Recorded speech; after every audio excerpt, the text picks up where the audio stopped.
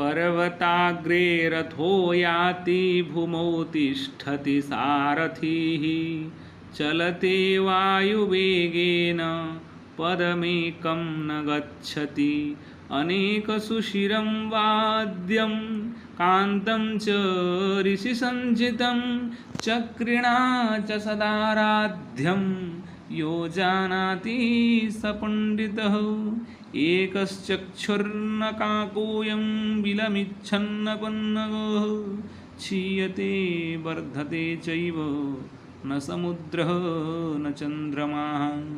अस्थि नास्ति शिरो नास्ति बाहुरस्ति निरङ्गुलिः नास्ति पादद्वयं गाढम् अङ्गमालिङ्गति स्वयं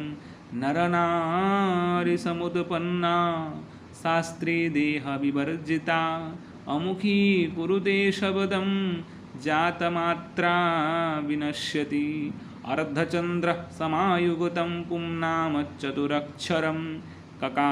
ककारादिलकारान्तं इह जानाति पण्डितः दन्तैर्हीनः शिलाभक्षी निर्जीवो बहुभाषकः गुणस्यूति समृद्धोऽपि परपादेन गच्छति न तस्यादिर्न तस्यान्तो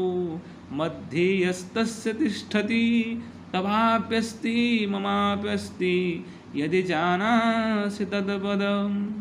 वृक्षाग्रवासी न च पक्षिराजः त्रिनेत्रधारी न च शूलपाणिः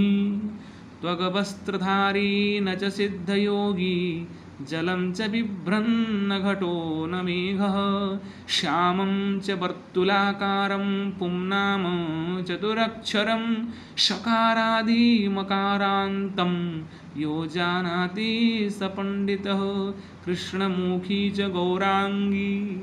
सदा पेटिकावासिनी अग्निं वमति शीघ्रं हि पेटिकया प्रघर्षिता गोपालो नैव गोपालः त्रिशूली नैव शङ्करः चक्रपाणिः स नो विष्णुः यो जानाति स पण्डितः युधिष्ठिरस्य या कन्या नकुलेन विवाहिता पूजिता सहदेवेन सा कन्या वरदास्तु मे हतो हनुमता रामः सीता हर्षमुपागता रुदन्ति राक्षसः सर्वे हा राम तदा केशवं पतितं दृष्ट्वा द्रोणः हर्षमुपागतः